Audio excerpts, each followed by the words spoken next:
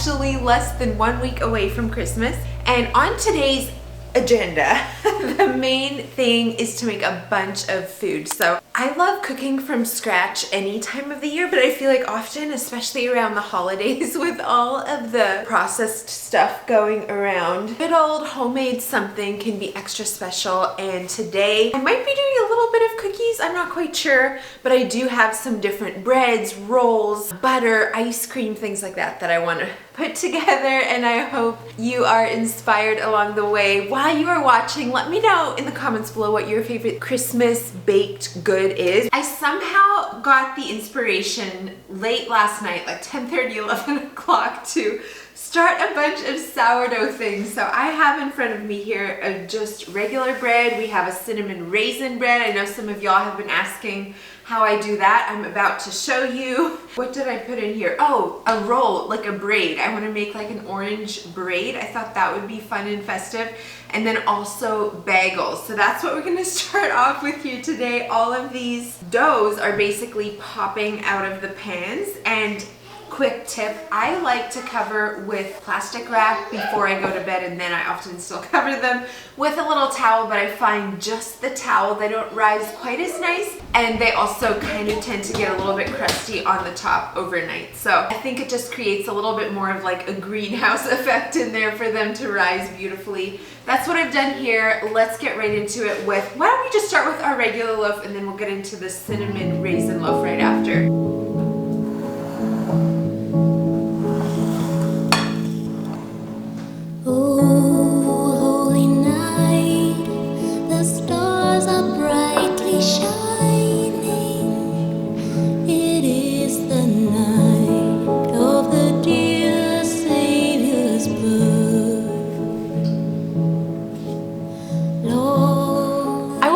To put all the recipes in the description box below for all the doughs, because I know they're already pre-made. This is the cinnamon raisin loaf. I just use my typical sourdough bread recipe, and then I'll just soak the raisins in warm water while it is waiting on its first stretch and fold. And then before I cover it for the night, I'll go ahead and incorporate the raisins, just kind of push them in as best as I can, maybe knead it just a little bit to get them to stick in the dough. That's all I did the night before. So today I'm gonna gently push this into a rectangle instead of just stretch and folding it. And then I'm gonna sprinkle some cinnamon and some sugar on the top. We'll kind of roll it up and then shape it into a loaf. So it's honestly very simple little steps that I add to make it cinnamon raisin, but it gives it that little bit of a swirl look and really fun for something special.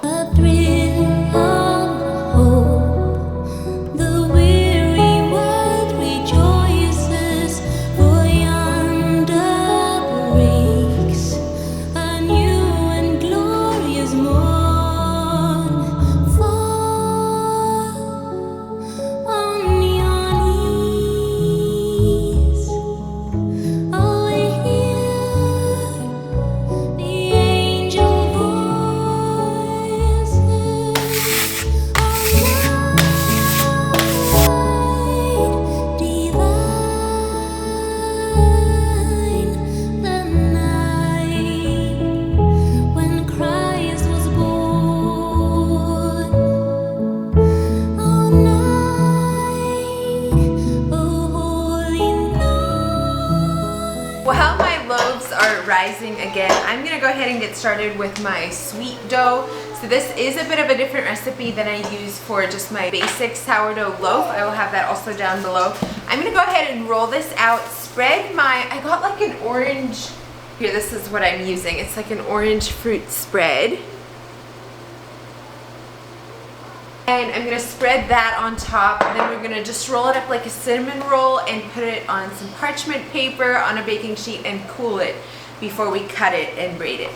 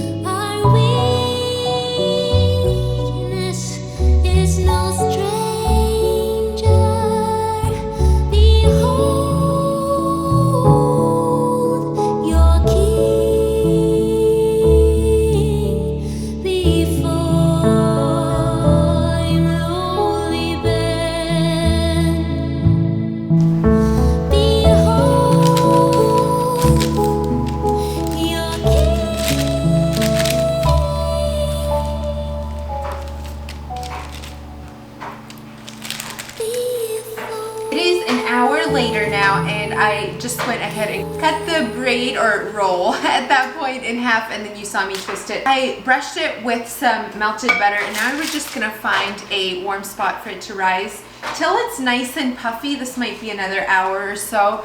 I like to look around and find a spot where the sun is shining through the window, and that's where I set it in for it to rise nicely.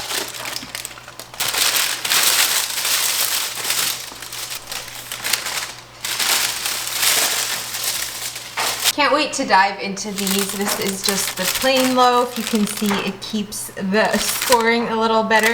This is the cinnamon raisin, which is a little bit more of a wild card, but this will be so delicious, and I'll cut it up and show you the inside so you can see the swirl.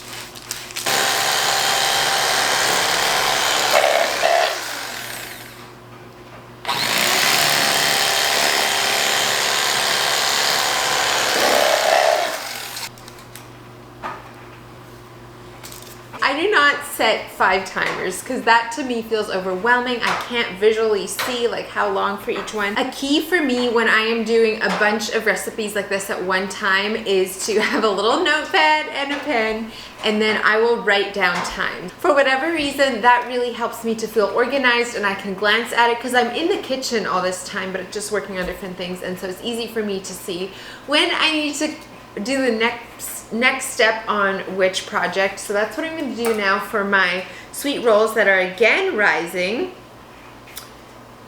just because I know that I'll be working on different things and I can't keep it all in my mind.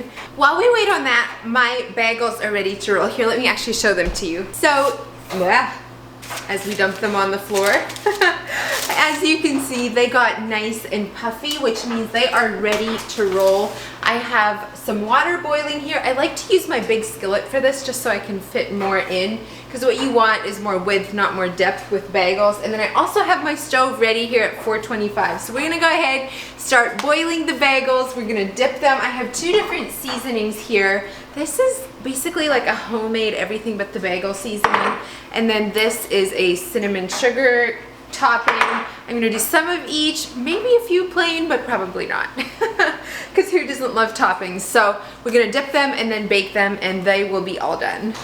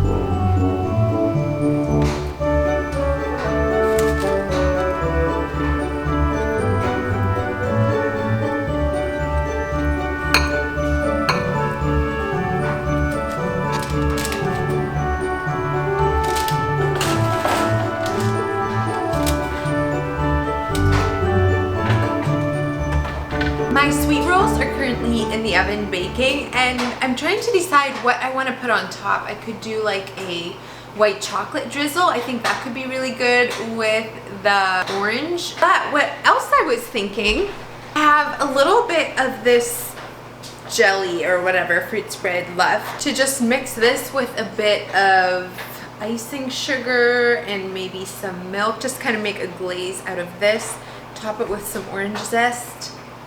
Kind of leaning towards that because I feel like if I add chocolate to this, it will overpower the orange, right? What would you do? Sometimes I wish I could take a vote through the screen, especially when I'm just kind of doing things on the fly like this. It smells good. I think maybe I'm gonna go with the glaze.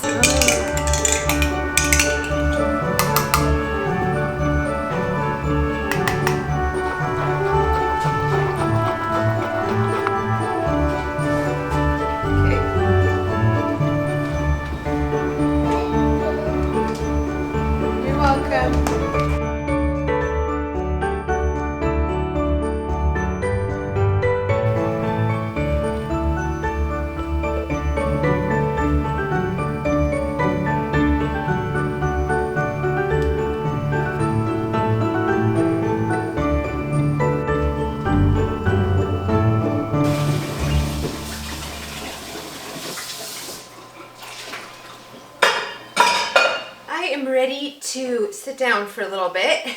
Before I get started on the ice cream, I'm gonna take this thing off. It is so dirty. When I wear an apron, I use that apron. This thing is filthy. But I thought while we sit here, oh, beautiful sunshine coming in, that it might be a good time to go over New Flora's December collection. And I know a lot of you like to know what I get each month and when they're coming out with new releases. So the December collection is coming out this Wednesday at 4 p.m. Eastern Standard Time. So I will have everything that I got linked down below, but the links will be locked until 4 p.m. Eastern Standard Time on Wednesday. I am so excited for this release. All the links, by the way, will be locked until the release, so December 20 at 4 p.m. Eastern Standard Time. As you know, they sell out super quickly then. So I hope this gives you the time that you've been asking for. I picked out a number of dresses this time that I think are beautiful, would work for maternity, but I'm also starting to, at this point, be thinking a lot about like postpartum and what I would wear when I don't have a bump anymore. So I'm excited to share that with you. None of this is maternity. First up, I got the Bridgeport Sweater. This is such a good piece. I love the scallop detail on the neckline and then also the embroidery on the sleeves. I think it could even be really pretty layered on top of this first dress I got, which is the Port Augusta Dress in rose floral. This is the same pattern and I believe fabric style as a dress I had got a couple months ago that you guys went crazy over. It is the softest gauzy muslin 100% cotton dress. It is beautiful. Next up, I got another dress. It is the New England dress. I love the green and striped. Also has that really fun little ruffle on the sleeve. Next is the Shannon Sweater. What stuck out to me on this is the sleeves. Again, look at that detail. It's like this beautiful crocheted look. Then we have the Pasadena Cardigan, if I'm saying that right. This piece is stunning, especially being pregnant. I've been loving cardigans all over again, and this one just has such a pretty knit texture. And then Maplewood Vest. I cannot wait to wear this the rest of my pregnancy, probably unbuttoned. And then postpartum, it is really flattering. I love the fit of it. And then I got the Lynnwood Quilted Coat. Now this one actually comes in 2 colors this month. It comes in the Dusty Olive, which is what I got. Beautiful. It looks kind of like a quilt turned into a jacket. I think it's stunning.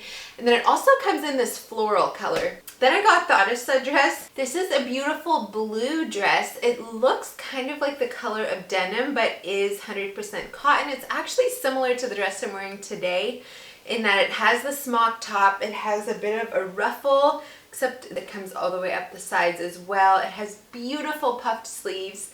Cannot wait to try that one. And then lastly, I got the Everett Dress in golden floral.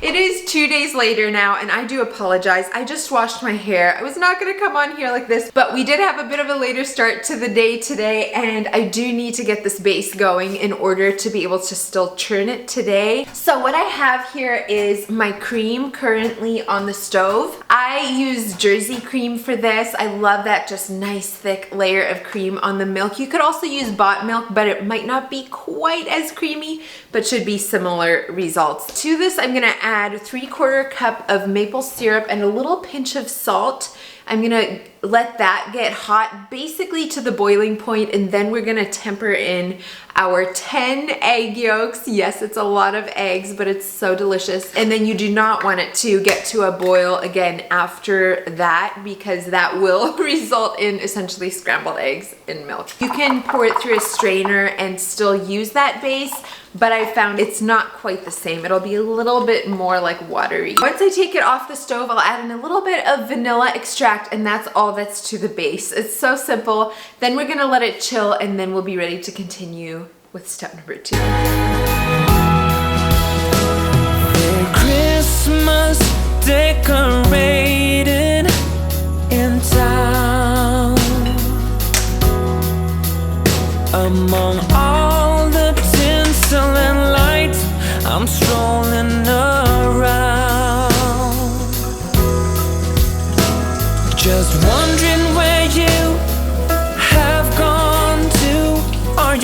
just around the corner or in Kathmandu.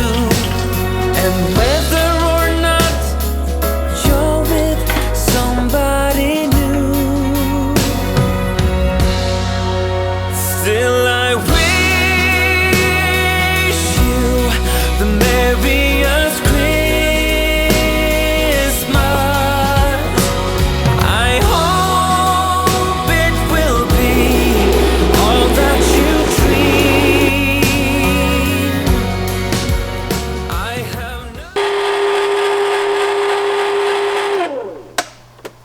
Okay, this is the ice cream maker that I have just finished churning the ice cream, and this is the consistency that it is. So it's basically like a soft serve ice cream. I actually prefer freezing this hard for a number of hours in order for it to be more like a typical like dipped ice cream, especially if I'm incorporating flavors. So I'm gonna go ahead and put this into a pan now and then layer it with the toppings. That way when you scoop it, it's a nice swirl of toppings. So I'm ready to assemble. I have just a pan here. I prefer this so I can layer it over like a deeper bowl, and then I have obviously the ice cream. I have the raspberry sauce that we just made, and then also these are just some gingerbread cookie crumbs. for you. You can trust that to be true. Yeah, I wish you the merriest Christmas. We actually started yesterday already with these little sugar cookies. Much credit to my artistic sister. She did some of these beautiful wreaths, and then the kids had so much fun decorating some. So we've got a little start, and I also have Ritz cracker cookies. They're always a favorite for Josh. They are just Ritz crackers with marshmallow fluff and peanut butter on the inside, and then dipped in chocolate and covered in crushed candy canes. I built myself a new life from the ground up. A beautiful wife, 2 kids, and a dog pup. Still sometimes I wonder if you're near or off yonder, though I couldn't tell you why.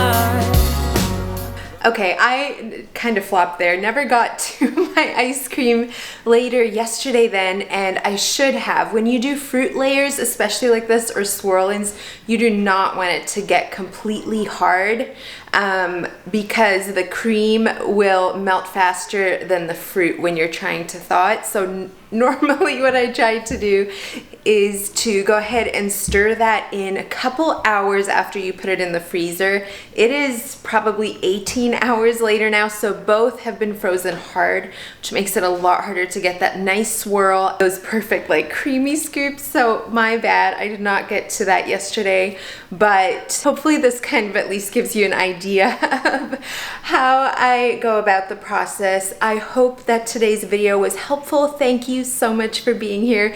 Merry Christmas, and I will look forward to seeing you next time. Bye, friends. Golden, golden thing.